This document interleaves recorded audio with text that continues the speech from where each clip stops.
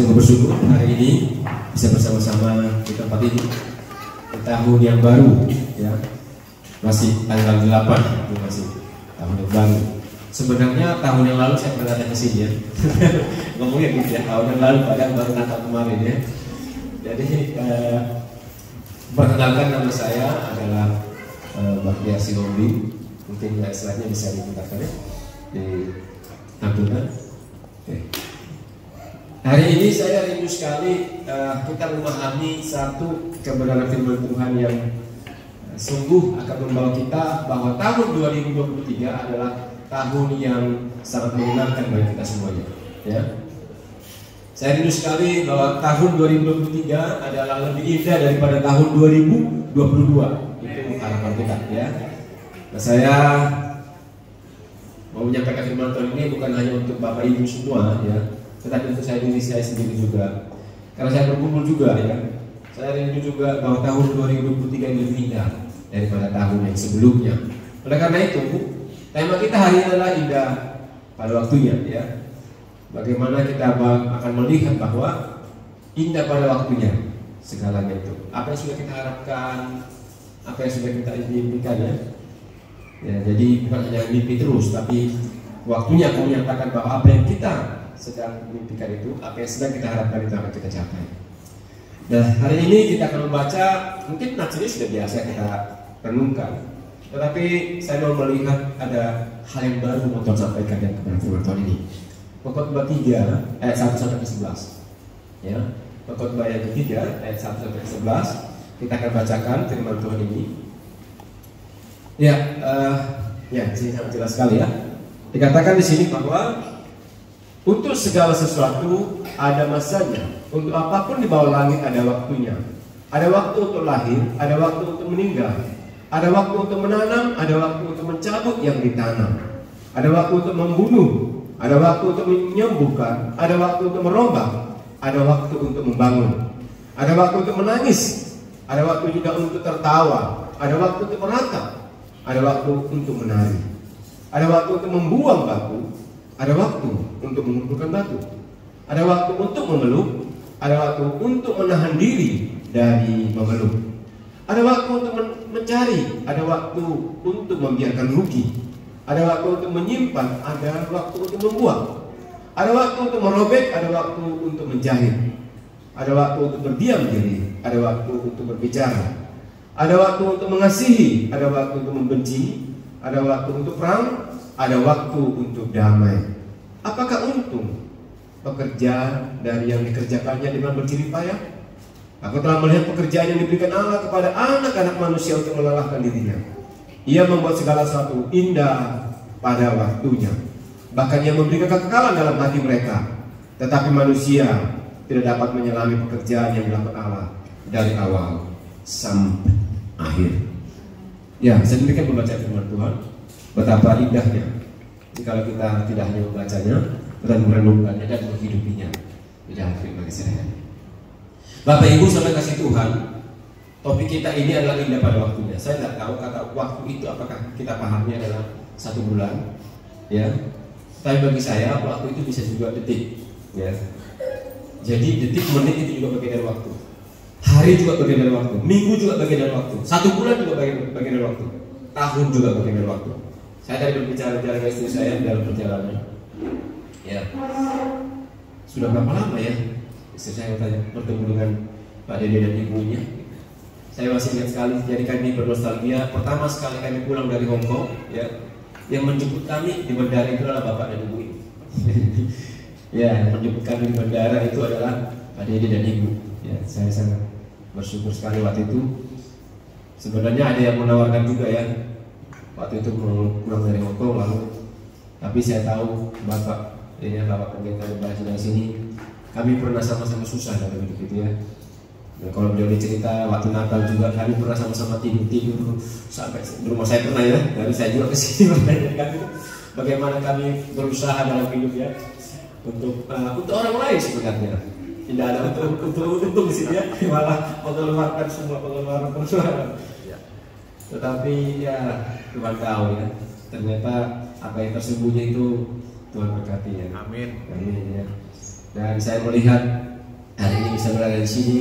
Saya masih tahu waktu itu Bapak ini mendirikan semuanya juga, tapi dikasih orang lain dan orang lain juga melupakan dia ya. Saya tahu bagaimana susahnya ya. Kadang-kadang menolong orang-orang itu menjadi musuh kita. Makanya kadang-kadang saya kaum orang-orang yang baru sekarang saya ngomong, jangan semua rahasia buka kepada saya ya. Karena kita tidak tahu suatu saat bisa jadi kau jadi musuhku. Jadi mari kita hanya membuka diri kepada Tuhan secara 100% gitu. Karena kadang-kadang kita nggak tahu hidup ini seperti apa ya. Ada kalanya dari kawan, tapi justru itu menjadi lawan yang paling menakutkan, yang paling mengerikan gitu ya dalam hidup ini.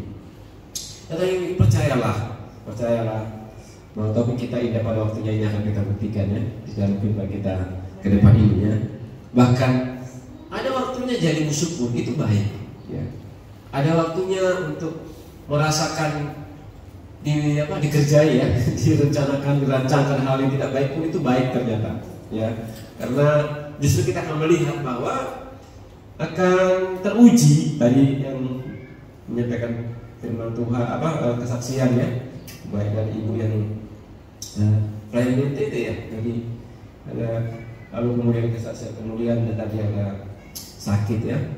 Kita bisa melihat bahwa di dalam segala hal itu pun ya, kalau kita bisa nanti melihat nats ini, kita akan memahami bahwa tidak ada sebenarnya waktu yang tidak indah. Hanya kita yang mengkotak-kotakkan ya, kayak gitu ya. Nanti akan pemilu ya, jadi di kotak-kotak ya, mesti jaga ibarat itu ya, kotak-kotak ya. Kadang-kadang kita membuat kotak-kotaknya. Ini adalah tidak baik, ini yang baik, ini tidak baik ya. Nah, coba kita melihat apakah memang begitu ya.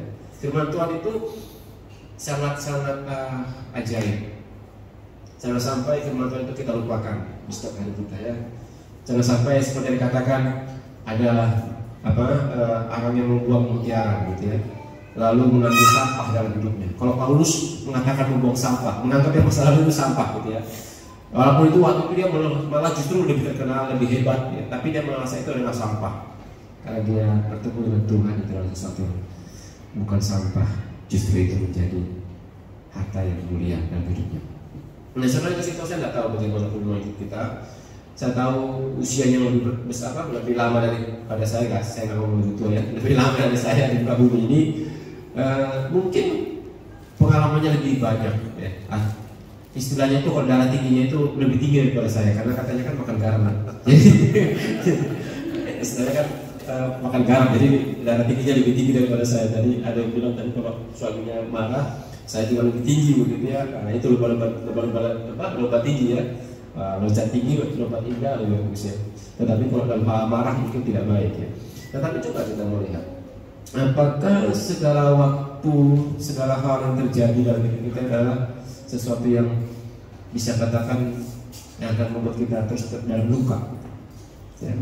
Sering kali orang hidup itu dalam hidup ini, dia hidup dari hari ke hari itu udah ada luka satu, tambah lagi luka dua, tambah lagi luka tiga. Itu sangat menyakitkan. Bicara tentang luka, saya ini adalah orang yang paling mungkin pernah mengalami luka yang banyak ya. Sampai tidur saya hanya satu sisi ya, istri saya ini paling tahu. Karena saya itu ada autoimun. Luka di sini, luka di sini, luka di sini, luka di belakang ya. Sampai saya hanya bisa tidur dengan satu sisi saja. Ya, waktu itu ada saya masa-masa di mana saya sangat-sangat mengerikan ya. Sampai saya coba memahami, walaupun masih belum seberapa lah, apa yang dialami oleh Ayub ya. Sampai luka itu sampai ada yang pakai beling ya, pakai pecahan kaca gitu ya. Saya waktu itu merasakan, sampai sekarang masih ada. Kemarin saya waktu fisioterapi, yang fisioterapi saya lihat ini bekas apa gitu ya, yang cuma pijat juga. Heran dengan banyaknya luka di bekas-bekas luka dalam tubuh saya. Wah, saya ini veteran perang kali ya. Jadi ada bekas-bekas perang gitu ya. Karena banyaknya luka ya. Besar-besar juga, baik besar-besar lukanya. Saya merasakan betapa kalau hati yang terluka itu bukan main kalinya. Mungkin di antara kita kelihatan wajahnya senyum-senyum begitu, tapi hatinya sangat terluka begitu ada misalnya ya. Tapi gak usah ini curhat ya, biar saya dulu gantian dulu ya. Ya, indah pada waktunya itu adalah sebuah pergumulan. Supaya di awal tahun ini kita bisa memaknai bahwa bulan Januari adalah waktu yang indah, Februari adalah waktu yang indah, sampai nanti Desember pun waktu yang indah. Kita nggak terasa bahwa nanti udah Natal lagi kan gitu ya. Kita terasa udah Natal lagi. Itu masih ada pohon Natal ya. Saya nggak tahu bulan Desember nanti baru buka lagi lah. Kalau di kampung halaman tuh begitu. Di kampung saya orang kampung ya. Jadi dari satu desa ke desa ya. Kalau di kampung itu kilometer 1, kilometer 2, kilometer 3 gitu tuh akan Natal terus sampai Januari itu ya.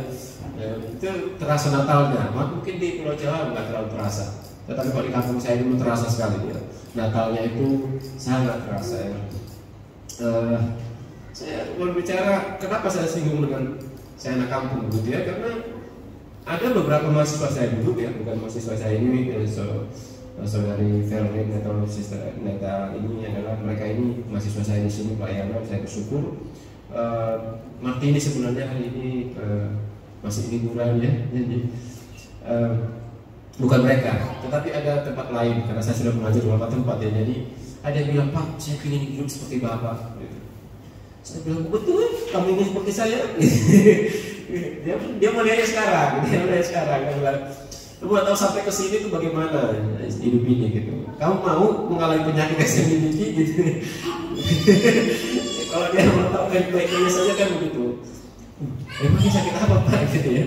Aduh, dia nggak tahu dia penyakit yang saya miliki orang lain tidak ingin ada gitu ya. Kemarin saya telepon sama kasih saya. Dia bilang, besok saya akan ronsen gitu. Ya kemungkinan akan ada operasi. Operasi di mana lagi? Gitu. Sudah operasi kaki, operasi apa? Lalu operasi lagi di mana? Gitu ya. Masa semua dulu nanti operasi gitu ya. Saya berkata, ya memang harus jalan, ya sudah, gitu. Nggak usah pusingin lah. Gitu. Nah sebenarnya hidup ini adalah sesuatu yang orang mungkin melihat hidup saya lebih baik daripada dirinya gitu ya. Sama seperti saya melihat orang lain lebih baik daripada saya gitu ya. Bisa jadi kalau kita manusia itu begini, kalau mau lomba sedih-sedihan, ada yang bisa mau lomba sedih. Aku paling melarang lah, paling susah gitu ya. Tapi orang juga nggak mau kalah kan gitu ya. Aku juga paling suka cita gitu. Kalau jadi manusia itu pada dasarnya tidak mau kalah. Jadi dia mau lomba paling susah gitu. Jadi saya mau bercerita kepada kalian tentang kesusahan. Karena Bapak Ibu juga mau bercerita bisa jadi lebih susah dari saya kan gitu. Jadi mau lomba kita nggak mau lomba-lomba yang gitu lah ya. Lomba cerita bagaimana Tuhan membuat indah pada waktunya, itu saja yang mau kita bahas hari ini. Ya, saudara kasih kemarin coba kita lihat next ya.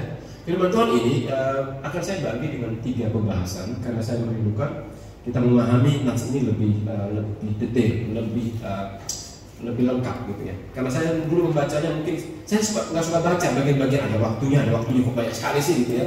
Dari sekian 11 waktu itu, ayat itu kok ini kok sampai ayat ada waktunya ada apa sih maksud Tuhan sampai menyebut ada waktunya ya. Apa sih gitu. Nah coba kita lihat ya. Nah indah pada waktunya ini ya. Pertama sekali bahwa kita memahami indah waktunya. Kenapa disebut indah pada waktunya? Ayat 11. Karena pertama adalah sesuai dengan kebutuhan. Kalau yang kita butuhkan itu lalu tiba-tiba ada pada waktunya yang tepat, itu sangat indah kan? Saya sih sebenarnya nggak suka hanya orang kaya gitu ya. Hanya orang yang pas bisa atau orang yang pas butuh semua terlengkapi itu ya. Kalau misalnya lagi pas butuh mobil ya ada gitu. Pas butuh uang 1 ember atau 1 apa terserah ada gitu ya. Sesuai dengan kebutuhan selalu dilengkapi, itu akan sangat indah sekali ya. Saya nggak tahu Bapak Ibu sekarang lagi membutuhkan apa ya. Lalu suatu saat kebutuhan itu diberikan oleh Tuhan gitu ya. Apakah itu yang akan kita menilai bahwa indah sekali. Waktu saya membutuhkan A, Tuhan sediakan. Waktu saya membutuhkan B, Tuhan sediakan. Apakah itu menjadi sesuatu yang indah bagi kita? Nah ini akan coba kita lihat ya. Firman Tuhan di ayat yang pertama sekali, kalau kita baca itu, dikatakan di sana, untuk segala sesuatu ada masanya, untuk apapun di bawah langit ada waktunya. Nah kalau kita baca seperti ini, siapa? Kita tidak dapat kata kebutuhan di situ. Sebenarnya di di dalam bahasa aslinya kata sesuatu itu adalah keperluan atau kebutuhan. Jadi kata sesuatu itu harus kita pahami adalah sebagai sesuatu kebutuhan atau keperluan. Nah, kalau segala sesuatu, kita belum tentu segala sesuatu itu adalah kebutuhan. Bisa jadi keinginan. Nah, ini menjadi bahaya. Ya. Jadi aku pingin ini, aku pingin itu, aku pingin itu. Semuanya orang bisa pingin. Tetapi apakah itu tidak butuhkan? Alkitab itu sangat baik, sangat ajaib. Hikmatnya sangat dalam. Sebenarnya dikatakan di sini, kalau kita mau pahami nas ini, sebenarnya kalau berdasarkan kata dasar ini maka adalah seperti ini. Coba next. Jadi ada waktu yang tepat untuk segala hal yang dibutuhkan. Itu sebenarnya. Karena saya suka mengajar, jadi kalau khotbah itu begini. Jadi kayak mengajar, bukan kayak begitu ya. Jadi firman Tuhan sedang berbicara sebenarnya kalau dilihat dari bahasa aslinya ya, dari bahasa Ibrani-nya, itu adalah lebih kepada ada waktu yang tepat untuk segala hal yang dibutuhkan. Ada waktu yang tepat. Ya, seperti seorang anak kecil, ya, anak kecil itu makanya jadi berbahaya kadang-kadang ya. Anak kecil dia mau ke sekolah masih SD dikasih sepeda motor. Ya. Kira-kira apa yang terjadi? Ya kecelakaan. Saya dulu punya jemaat ya. Nah, dia ngomong, dia nangis dia. Saya tanya kenapa nangis? Minta tolong doakan. Apa mau didoakan? Ya anak saya kecelakaan. Oh bisa kecelakaan? Iya. Dia naik sepeda motor. Ya sepeda motor memang berapa umurnya? Ya masih apa segini baru mau ke sekolah. Masih SD? Iya. Naik sepeda motor. Oh, kalau begitu gak perlu didoakan. Hamba Tuhan kan kita ini kan bukannya sembarang berdoakan ya. Jadi saya bilang, "Duh kenapa?" Dia kaget ya. Saya orangnya kayak gitu ya. "Duh kenapa?" Karena yang salah adalah ibunya, orang tuanya yang didoakan, bukan anaknya. Orang tuanya harus didoakan supaya tahu kebutuhan anaknya itu apa. Bukan kebutuhan anaknya itu naik sepeda motor masih SD. Lalu mengalami kecelakaan begini sedih. Lalu yang buat masalah siapa sebenarnya? Ya orang tuanya yang bikin masalah. Kenapa? Orang tuanya yang bikin masalah. Karena orang tuanya memberikan dia bukan sesuatu yang dibutuhkannya. Yang dibutuhkannya adalah antarkan dia ke sekolah. Siapa? Apakah ada suamimu? Ya. Ya sudah, suruh suami yang antarkan. Atau naik angkot dulu, belum waktunya. Walaupun kamu punya uang, karena kan dari Hongkong dia punya uang dolar, dia kirim aja itu, beli gitu. Saya bilang itu bukan kebutuhan anakmu. Kebutuhan anakmu adalah bagaimana dia diantar orang tuanya dia sendiri. Saya masih ingat sekali dulu kalau mau ke sekolah itu saya sekitar 2 km ya. Nah ada waktu-waktu di mana mama saya itu mengantar saya naik sepeda. Nanti kalau mau cerita sama saya banyak kan mama saya yang paling banyak berperan dalam hidup saya ya. Jadi mama saya itu antar saya naik sepeda gitu. Waktu istri. Jangan sampai bapak ibu ingatan seperti ini nggak ada di anak kita, ya. Karena dia nggak pernah kita antarkan, gitu ya. Nggak ada waktu kita dengan dia. Gitu. Saya ingat sekali, saya senang sekali. Saya kalau menemukan suamiku saya melihat orang mengantarkan anaknya gitu lah. Indah sekali bagi seorang anak ya, itu indah sekali. Jadi yang saya butuhkan waktu itu adalah kasih sayang dan orang tua, di mana dia mengantar saya ke sekolah gitu. Bukan memberikan saya sepeda motor buat saya kecelakaan gitu. Di Jalan Wiyung itu ya, itu banyak anak-anak itu yang bukan main ngawurnya naik sepeda motor. Ya karena mereka belum usianya untuk memahami bahwa bagaimana orang lain itu seperti apa dipahami enggak? Karena usia sampai 17 ke atas itu baru ada pemahaman tentang bersosial. Kenapa sih diberikan kepada orang setelah usia 17? Bapak Ibu tahu? Kenapa? Karena perkembangan seorang anak sebelum dia usia 17 tahun ke atas, dia belum mampu memahami peduli sama orang lain. Makanya dia kalau berkendaraan itu, dia nggak peduli sama orang lain itu, dia mau jalan aja. Mau kita ajari pun dia belum masanya, gitu, memahami itu. Oleh karena itulah kenapa tidak diberikan SIM, surat izin mengemudi, sebelum usia 17 tahun ke atas.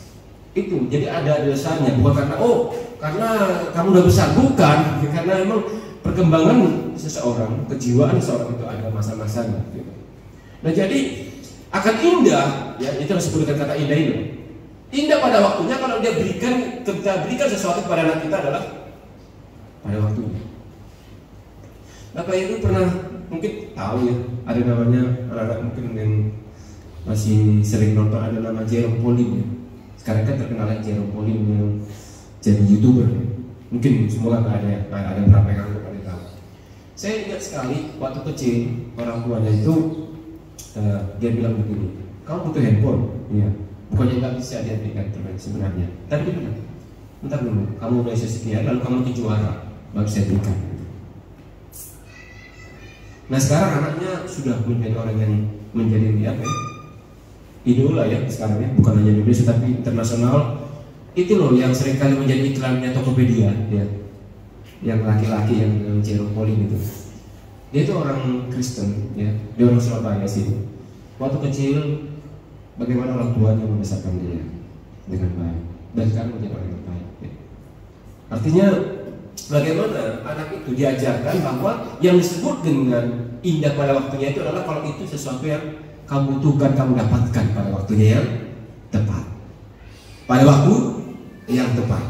Nah, orang tua di dunia saja seharusnya memperlakukan begitu, apalagi orang tua kita atau bapak kita yang di surga yang lebih bijaksana daripada orang tua yang di dunia. Ketika kita meminta sesuatu kepada Tuhan, apakah langsung Tuhan berikan? Bisa jadi Tuhan berikan, bisa juga. Jangan bilang enggak juga. Bisa jadi Tuhan berikan. Apakah akan Tuhan berikan juga langsung? Bisa jadi juga tidak, kan tidak ya? Tidak sama sekali diberikan. Tetapi yang ketiga adalah bisa jadi juga dikatakan nanti dulu. Jadi kalau awal tahun ini kita berdoa, Tuhan, aku ingin di tahun 2023 ini Tuhan berkati saya A, B, C, D begitu ya. Jawabannya bisa tiga itu kan? Iya, langsung dikasih. Tidak. Kenapa tidak? Karena itu bukan bagianku, itu bukan kebutuhanku. Itu kebutuhan orang lain. Iya enggak? Ada kalanya kita nggak butuh itu, tapi kita merasa butuh itu. Karena kita melihat orang lain, dia pakai itu bagus ya gitu. Kau butuh itu berarti belum tentu kita butuhkan. Makanya katakan tidak. Karena kalau dia kasih itu bisa jadi kehancuran bagi kita. Masih ingat di dalam Alkitab ada orang yang berdoa pada Tuhan lalu ditambahkan usianya? Raja Hizkia ya. Berdoa ditambahkan oleh Tuhan usianya, betul? Tetapi kehidupannya kemudian setelah ditambahkan usianya bagaimana? Ayo pernah sekolah minggu ya. Justru ketika sudah ditambahkan Tuhan usianya, dia menjadi orang yang dihukum oleh Tuhan. Dia menjadi orang yang sombong. Jadi kadang-kadang kalau kita memahami, kalau kita meminta sesuatu lalu tidak Tuhan berikan, harusnya juga justru berterima kasih, bersyukur. Ya loh, harus berubah ini. Jadi kalau Tuhan tidak kasih, justru harus bersyukur. Karena bisa jadi kalau dikasih itu adalah sesuatu yang akan menghancurkan hidup kita. Ya kan? Saya dulu berpikir, Tuhan, kenapa nggak Tuhan cepat saya bikin berhasil ya? Gitu. Kenapa harus melalui jalan-jalan seperti ini, baru seperti ini? Ternyata Tuhan mengajarkan kepada saya, kalau Tuhan kasih cepat waktu itu, bisa jadi saya menjadi orang yang sombong. Bisa jadi juga menjadi orang yang salah menggunakan. Karena belum matang, belum dewasa di dalam pemikiran. Sehingga ketika Tuhan kasihkan itu, waduh, bisa jadi bahaya ternyata dalam diri saya. Setelah saya mengenal diri saya, kenapa saya suka membuat rencana-rencana ya. Setiap akhir tahun saya mengevaluasi apa yang belum tercapai. Lalu kemudian saya membuat resolusi atau sebuah rencana ke tahun 2023. Saya paling suka. Makanya handphone saya itu bukan gunanya untuk hanya untuk telepon, WA, bukan. banyak sekali gunanya. Ya, baik kalender waktu, baik juga tentang apa penelitian saya. Salah satu yang saya masukkan adalah lalu saya tidak susah itu, lalu saya analisa lagi, saya evaluasi lagi kenapa ini tidak tercapai. Lalu saya pahami, oh ternyata kalau tercapai, justru saya bersyukur kepada Tuhan ini tidak tercapai. Kalau tercapai ini justru bahaya bagi saya. Jadi indah nggak kalau Tuhan tidak jawab? Indah, justru sangat indah kalau tidak Tuhan jawab. Karena apa? Itu bukan kebutuhan saya. Itu bukan kebutuhan saya. Bisa jadi itu kebutuhannya orang lain. Makanya dia yang dijawab Tuhan. Jadi jangan nggak perlu iri ya. Nggak perlu iriku. Dia diberkati Tuhan seperti itu, saya tidak. Banyak sekali orang tidak lagi ke gereja, tidak lagi mau memuji Tuhan karena dia kecewa sama Tuhan. Kecewa karena apa? Banyak doa-doanya yang tidak dikabulkan oleh Tuhan. Dia tidak sadar justru sebenarnya kalau Tuhan kabulkan itu membuat kehancuran bagi dia. Akan membuat waktu-waktu dalam hidupnya adalah semuanya serba dalam duka dan duka. Ya, ini harus ya. Jadi ada waktu yang tepat untuk segala hal yang kita butuhkan. Jadi ketika Tuhan jawab itu, itulah waktunya yang tepat. Itulah waktunya yang paling indah dalam hidup kita. Yang usianya sudah mulai, saya segini belum ada pasangan hidup, sudah, tidak usah obral diri, tetap pertahankan prinsip diri ya. Ada orang begitu kan, dulu kasih saya dasar pasangan ini A, B, C, D, E, F, G ya tuh 1, 2, 3, 4, 5. Begitu usianya sudah makin naik, sudahlah, ini nggak perlu ini prinsip-prinsip ini, buang semua prinsip, ya kan gitu. Barang yang mahal, suatu saat karena lama tidak laku akhirnya diobrak. Jangan begitu ya. Kita berharga ya. Kita berharga. Saya punya jemaat dulu masih di Surabaya ini, udah usia berapa gitu ya, dia terus mencari dan pusing. Tetapi pada waktunya ketemu juga dan sungguh indah hidup mereka ya. Jadi bukan soal aturan-aturan dunia ya. Kebutuhan itu siapa yang paling tahu? Siapa yang paling tahu apa yang kita butuhkan? Tuhan. Percaya enggak kalau Tuhan yang paling tahu yang kita butuhkan? Amin. Ya Allah. Bagi yang amin, ya imani gitu ya, bahwa memang Tuhan yang paling tahu apa yang saya butuhkan. Katakan pada kita masing-masing, Tuhan yang tahu apa yang saya butuhkan. Tuhan yang tahu. Bukan kita. Sama seperti anak kecil. Siapa paling tahu kebutuhannya, dia makan berapa, dia harus sekolah atau tidak? Saya paling tahu. Orang tuanya. Kita ini adalah seperti anak kecil di hadapan Tuhan. Ya. Kita banyak tidak tahunya. Ya. Siapa yang sudah banyak tahunya di sini? Karena umurnya mungkin sudah lebih lama dari saya, lebih tahu daripada, belum tentu loh. Kita banyak terus meraba-raba untuk melihat waktu. Kita meraba-raba apa yang sebenarnya paling saya butuhkan. Saya paling tahu sih kebutuhannya yang paling pas, bukan keinginan loh ya, kebutuhan. Keinginan itu banyak sekali, semua orang punya keinginan. Mau tanya sekarang ini bisa ribuan keinginan, tetapi apakah itu yang kita butuhkan? Itu perlu ya. Next, saya jangan lama di sini ya. Yang kedua adalah indah pada waktunya. Karena apa? Karena sesuai dengan waktunya Tuhan.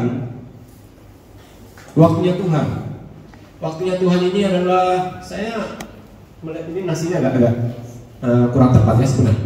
Coba tunjukkan next ayatnya. Kan di sini kan ia membuat segala sesuatu indah pada waktunya. Kalau dalam bahasa Indonesia subjek, predikat, objek, lalu kemudian ini waktunya siapa ini? Waktunya dari yang ia. Berarti waktunya siapa? Waktunya Tuhan. Oleh karena itu next ya. Oleh karena itu kita harus memahaminya seperti ini ya. Next. Jadi ia membuat segala sesuatu indah pada waktunya. Seharusnya ianya itu bukan ia yang kecil, karena ianya itu yang besar. Waktunya siapa? Waktunya Tuhan, bukan waktuku. Kalau waktuku sih, pinginnya saya lahir waktu itu adalah dari orang tua yang kaya raya. Ya enggak? Siapa yang ingin lahir dari orang tua yang kaya raya waktu lahir? Kan pinginnya begitu. Jangan jadi orang tua yang miskin di kampung lagi, ya nggak ada listrik lagi. Ya saya dulu kampungnya nggak ada listriknya. Ya. Pakai belajar itu pakai lampu yang itu, yang lampu sumbu itu. Pagi-pagi sudah penuh di sini kan begitu. Makanya mata saya cepat rusak itu salah satu ya. Padahal harus belajar gitu ya. Saya orangnya dari dulu memang semangat belajar. Ya. Saya review supaya ini menjadi support bagi kita, semangat bagi kita. Bahwa saya dulu suka belajar dan selalu dapat juara-juara satu gitu. Tidak pernah. Makanya saya dulu nggak ingin jadi hamba Tuhan. Ya, karena kebiasaannya hamba Tuhan itu dikasih jangan jadi juara-juara aja lah gitu ya. Tapi saya bersyukur kepada Tuhan ya. Saya tidak pernah menyesalkan hal itu. Nah, jadi kembali lagi ini ya. Waktunya inilah waktunya Tuhan, bukan waktuku, bukan waktunya kekasih kita, bukan waktunya siapa-siapa. Orang kadang berkata, kamu kok masih begini gitu. Emangnya kenapa? Emangnya kenapa kalau aku masih begini gitu? Apakah ada yang salah? Karena saya begini pun diatur oleh sang pengatur waktu. Siapa yang mengatur waktu? Tuhan, bukan orang lain. Percayalah. Bukan bos kita yang mengatur waktu kita, ya. Walaupun jadwal kerjanya ya sepertinya kita mulai ini buat jadwal kerja saya bos saya gitu. Tapi percayalah, yang buat bos waktu bagi bos kita itu siapa? Tuhan juga. Kita nggak tahu sebentar lagi 5 menit lagi bos kita masih ada nggak tahu. Waktu di tangan Tuhan. Walaupun nanti meninggalnya dengan cara apapun, ya, yang membuat dia meninggal, dia kecelakaan, dia mati, dia meninggal karena kecelakaan. Secara manusia, iya kita berkata begitu. Tetapi secara iman kita melihat bahwa apa? Bahwa Tuhan memakai kecelakaan itulah membuat dia harus meninggal. Sakitlah yang membuat dia harus meninggal. Dan kalau ada yang berhasil, keberhasilannya pun itu adalah dari Tuhan. Jangan selalu melihat bahwa kalau saya berhasil berarti saya dikasih Tuhan. Belum tentu. Ya, ada banyak orang yang berhasil tapi bukan karena dikasih Tuhan. Justru itu menjadi hukuman bagi dia. Ya ini sekedar guyonan ya. Ada anjing yang atau babi buka semangat, gemuk ini. Senang sekali melihat dia gemuk. Karena apa? Karena Natal akan karena Natal akan dibantai lah dia masuk penjagalan. Jadi dia berhasil gemuk ya berhasil. Tetapi dalam hidup ini kadang-kadang kita nggak pahami bahwa hidup kita jangan-jangan seperti itu ya. Dia dibesarkan nanti dia berhasil tetapi sebenarnya akan Bapak Ibu yang ngomongnya. Jadi begitu loh. Jangan selalu melihat keberhasilan itu adalah sebuah yang membuat kita mengatakan, oh indah, Tuhan itu baik bagi saya. Jadi waktu nggak berhasil, Tuhan tidak baik. Justru bisa jadi Tuhan membiarkan kita nggak berhasil. Justru disitulah hal yang terindah.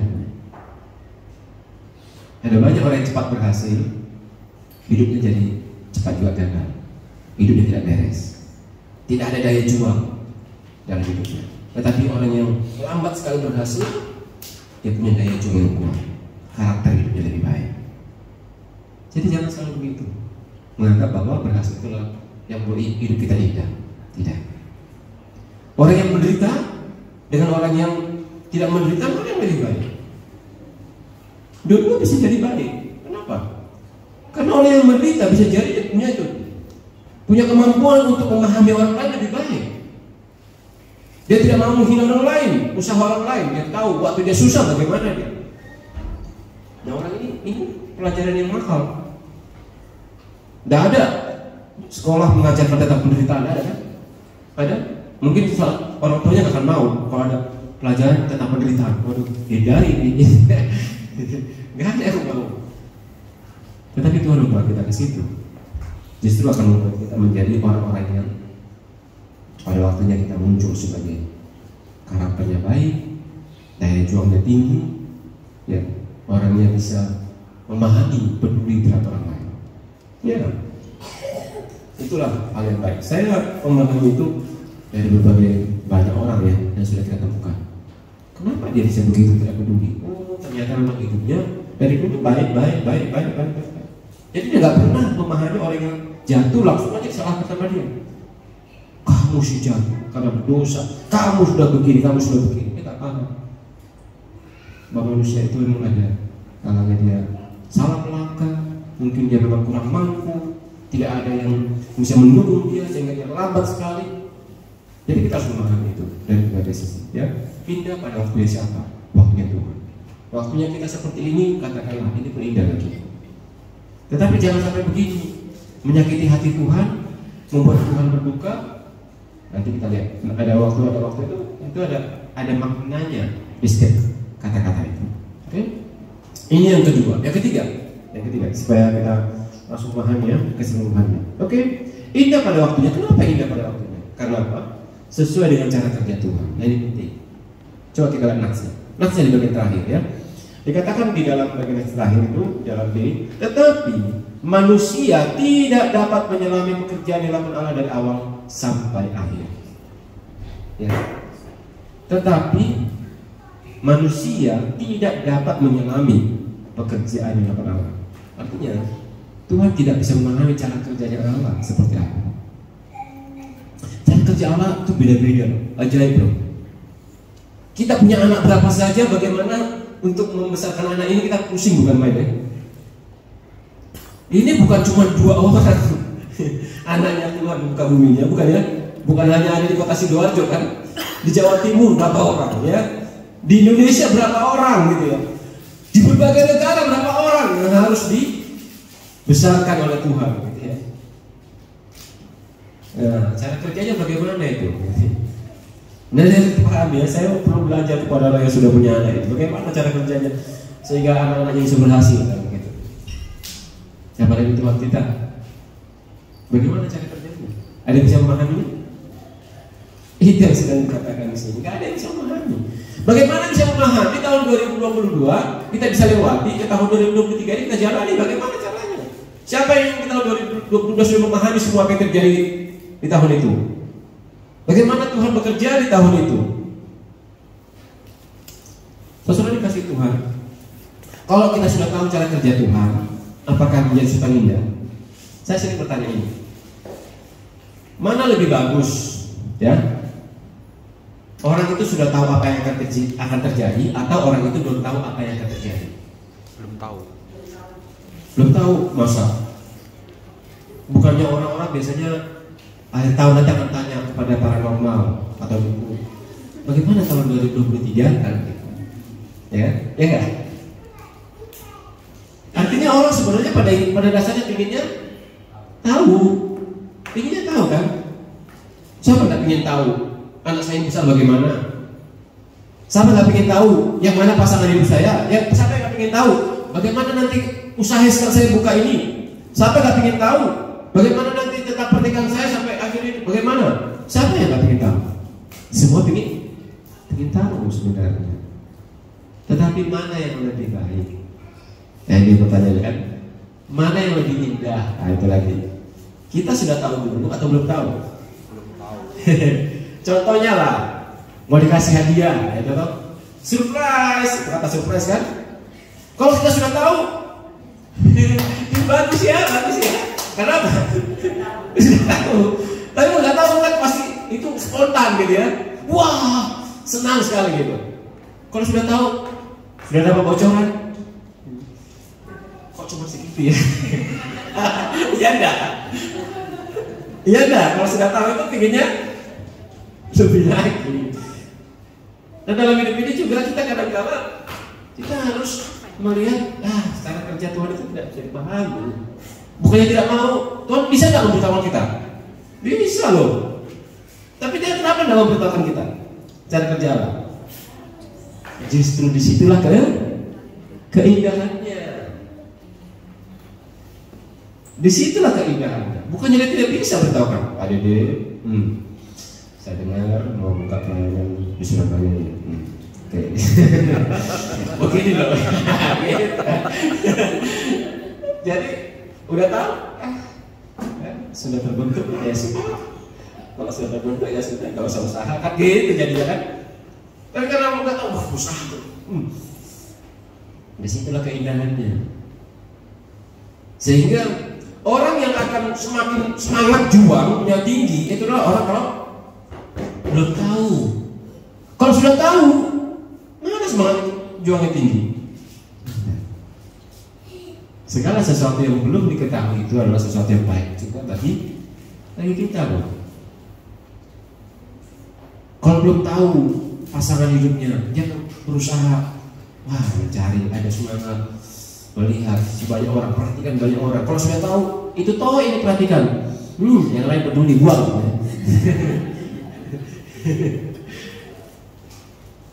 Indah loh tidak tahu itu. Ya, tapi jangan kalau begitu Pak, saya bisa belajar banyak hal Pak, sebenarnya bukan begitu maksudnya. Kalau ada yang sudah Tuhan beritahukan, itu kita pahami dengan baik. Jangan sudah diberitahukan nggak dipahami ya. Yang belum tahu jangan pusingin, gitu loh. Pusing. Saya ingin tahu itu sebenarnya, gitu. Saya ingin tahu gitu. Sesuatu yang diketahui pada waktunya itu bagus, ya sangat bagus. Oleh karena itu Tuhan mengatakan, tetapi manusia tidak dapat menyalahi pekerjaan yang dilakukan Allah dari awal sampai akhir. Justru disitulah indahnya. Jadi kata indah di tahun ini kita memahami, indah itu adalah kalau itu sesuai dengan kebutuhan saya. Nggak akan indah itu kalau kebutuhan orang lain. Itu punyanya dia. Itu indah. Karena itu kebutuhan saya, Tuhan jawab, Tuhan berikan. Tuhan tidak jawab, ternyata itu bukan kebutuhan saya. Itu bukan kebutuhan saya. Itu bukan yang saya butuhkan. Lalu indah itu adalah pada waktunya Tuhan. Waktu kita berjuang untuk mendapatkannya, di situ semangat juga. Ketika sudah dapat, situ ada ucapan syukur kepada Tuhan. Lalu indah itu juga adalah kalau kita tahu cara kerja Tuhan itu seperti apa menolong kita. Kita kadang-kadang bisa menangis. Mari coba kita lihat cara kerja Tuhan ini. Oke, next ya. Cara kerja Tuhan seperti ini. Nah, ada waktu untuk lahir, ada waktu untuk meninggal, ada waktu untuk menanam, ada waktu untuk mencabut yang ditanam, ada waktu untuk membunuh. Kok kenapa banyak sekali ini? Coba teks lagi. Ada waktu untuk menangis, ada waktu untuk bla bla bla. Ada waktu. Kenapa saya sampai disebutin? Apa Alkitab ini kurang mau dituliskan mungkin? Apa Alkitab itu kurang mau dituliskan? Kenapa ini sampai harus dituliskan? Nah, saya coba rangkumannya next ya. Nah, coba kita perhatikan. Di sini ada keunikan. Dan ini lain dari firman Tuhan ya. Ada keunikan di sini. Ini waktu yang A, waktu yang B. Ya. Lahir,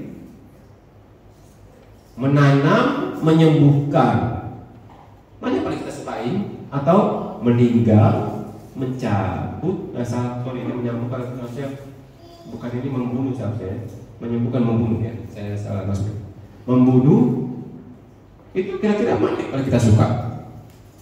Kalau kita pilah-pilah, apakah kita akan berdiri di satu sisi saja, waktu A atau waktu B? Mana yang paling kita suka? Ayo, siapa yang A? Siapa yang B? Ada yang A? Ada yang B? Loh, kenapa semuanya enggak ada? Karena tiba-tiba di A ada menangis, dia ada meratap, dia ada membuang kan? Di B meninggal, tapi kok ada tertawa ya? Enggak sebenarnya. Ada mengumpulkan, ada membangun. Kok Tuhan membuatnya tidak di A itu semuanya yang baik semuanya? Kenapa di B yang tidak baik semua? Ini kita dapat memilih ya kan? Saya di A saja, saya di B saja begitu. Ya loh, kalau baca itu cuma kelompokin nanti semuanya. Cara Tuhan itu unik. Nggak selalu pertama disebutkan itu yang baik-baiknya. Menurut kita lebih baik ya. Kan menurut kita ini kan baik, ini kan beda ya menurut Tuhan. Ya. Nah, jadi ada penempatan yang Tuhan buat itu tidak selalu akan sesuai pikiran kita. Setelah ini harusnya B. Setelah ini harusnya ini gitu. Tetapi tidak. Cara kerja itu tidak begitu. Setelah kita di tahun 2022 ada masanya kita begitu berhasil. 2023 Pengennya apa? Pengennya berhasil ya, gitu. Tetapi saya harus mempersiapkan kita semuanya. Kalaupun di tahun 2023 ada yang kan gitu kan, ada yang tidak berhasil kemarin. Apa yang katanya? Banyak katanya. Anda tahu ada juga tantangan ya, ada juga tangisan ya. Kalau di 2023 ada juga waktunya meninggal, ada yang harus waktunya mencabut. Membunuh ini adalah bagi seorang polisi, orang perang, gitu. Itu bagiannya mereka ya. Jadi ini kan semua lapisan sedang digunakan di sini. Enggak semua manusia, rakyat biasa bisa membunuh ya. Tetapi kalau dia adalah seorang yang diberikan senjata oleh pemerintah, itu dia punya hak ya, karena tugas negara. Nah, kembali lagi padanya, meninggal, mencabut. Apakah sering kali kita berpikir bahwa meninggal itu sesuatu yang tidak dikehendaki Tuhan, tidak baik? Waktu saya di Hongkong ada orang tua yang sudah sakit bukan main. Udah hampir berapa tahun dia terus pakai alat bantu sampai keluarganya itu sudah pengeluarannya banyak sekali. Anak-anaknya datang kepada saya, tak tolong, ya, Pak tolong didoakan apa? Apa mau didoakan? Untuk saya bertanya apa mau didoakan? Kan biasanya kan langsung doakan saja kan. Saya tanya apa mau didoakan? Kaget saya adalah, Pak, tolong doakan, maaf ya Pak ya, maaf ya. Loh kenapa tak maaf ya? Kalau Pak didoakan supaya dia meninggal. Nah, ini real loh ya. Waktu saya tidak paham ya, kenapa gitu kan? Saya tanya, baru mereka bercerita bagaimana sampai pengeluaran ya itu terus soal kemudian bagaimana juga sebagai seorang istri sudah lelah dia terus langsung merawat suaminya ini. Suaminya dia ngobrol tidak bisa lagi apa, udah hanya bisa hidup saja. Terus begitu jalan hari demi hari dia. Anak-anaknya juga sudah berusaha meninggalkan dia karena anak-anaknya juga tidak sanggup terus untuk biaya begitu. Disitulah saya paham. Dia mengatakan, tolong doakan Pak supaya dia meninggal. Jadi kalau kita mau menikmati, memang dia ini sudah menderita terus, orang tua ini menderita terus, obat ini apa? Soalnya udah sampai habis dia nggak kebaca lagi, apa ya? Karena sudah sampai lemahnya kan, mau masuk ini semuanya nggak bisa. Akhirnya, ya saya berdoanya gimana juga? Saya berdoa juga begitu. Tuhan, kalau sudah waktunya orang ini meninggal, mari Tuhan ambillah. Mari Tuhan ambillah. Ya, itu doa yang saya sampaikan kepada Tuhan. Setelah apa? Setelah memahami bahwa yang terbaik bagi keluarga itu adalah orang tua yang meninggal. Tapi baiknya dia adalah tidak mau mereka masih mencabut saja kan, bisa saja kan alat itu dicabut. Tapi mereka ingin Tuhan yang membuat dia meninggal, bukan dengan cara dicabut alatnya. Enggak. Dan betul memang dia meninggal. Saya 2 kali mendoakan orang tua yang begitu tuh dua-duanya meninggal. Jadi kalau ada yang mau meninggal nanti tolong saya panggil. Karena ada yang saya doakan sehat gak sehat, jadi mungkin untuk spesialisasi meninggal saya ini. Percayalah, saya tidak melakukan hal yang saya buat racun enggak. Dia pernah meninggal ya. Saya heran juga mungkin. Karena mungkin saya memahami bagaimana penderitaannya. Saya memahami sakit itu seperti apa ya. Saya memahami orang mau lomba-lomba sama saya bilang obat 1 hari kenapa saya bisa lomba-lomba. Dulu jemaat saya itu di Hongkong itu adalah orang tua. Dia bilang, Pak saya 1 hari nggak bisa ke gereja Pak. Kenapa? Minggu lalu saya 16 apa? Butir. Akhirnya waktu saya nggak paham itu. Ya usahakan tetap hadir ke gereja. Gitu. Saya masih ngomong gitu. Dan saya memahami bagaimana dia. Oh iya ya. Gitu. Setelah saya minum obat itu hampir 24 atau 30-an ya per hari ya. Per hari. Saat saya minum itu baru saya memahami ya bagaimana orang minum obat 16 itu per hari ya. Dan saya bisa datang kepada dia dan dia menerima saya. Saya bilang ini yang harus saya minum. Saya kemana-mana pun besok dia pun saya bawa obat. Ya, jadi meninggal itu adalah sesuatu yang baik juga. Ya, Jadi meninggal itu seperti kalau tadi ada seorang raja Hizkia, dia mau meninggal, dia minta Tuhan supaya dia tidak meninggal, dikasih, tapi setelah itu dia tidak hidup menyenangkan Tuhan. Dia justru menjadi orang yang sombong, dihukum oleh Tuhan. Padahal sebelumnya dia hidupnya berkenan kepada Tuhan, memuliakan Tuhan. Dan kadang-kala saya mau berdoa itu hati-hati saya. Kadang-kala saya berdoa, Tuhan, tolong berikan saya hidup, saya sudah takut. Karena saya nanti kasih Tuhan hidup, tapi hidup tidak menyenangkan, tidak memuliakan Tuhan. Ya, jadi meninggal itu pun adalah sesuatu yang indah. Ini cara kerja Tuhan itu begitu. Ya, mencabut kan menanam ya. Nah, menanam mungkin adalah sesuatu yang tidak, menanam masih pengeluaran ya. Oh, kalau udah panen itu, kata mencabut itu panen. Panen itu menyenangkan itu. Tetapi tidak mungkin kita panen kalau tidak ada itu ditanam. Jangan panen dari orang lain tanam. Jangan panen itu ya. Panen dari orang lain. Ada guyuran sekarang ini. Katanya berterima kasihlah ke pacarnya sebelumnya. Kenapa? Karena pacarnya sebelumnya memperhatikan dia, memelihara dia, terus menjadi istri atau suamimu.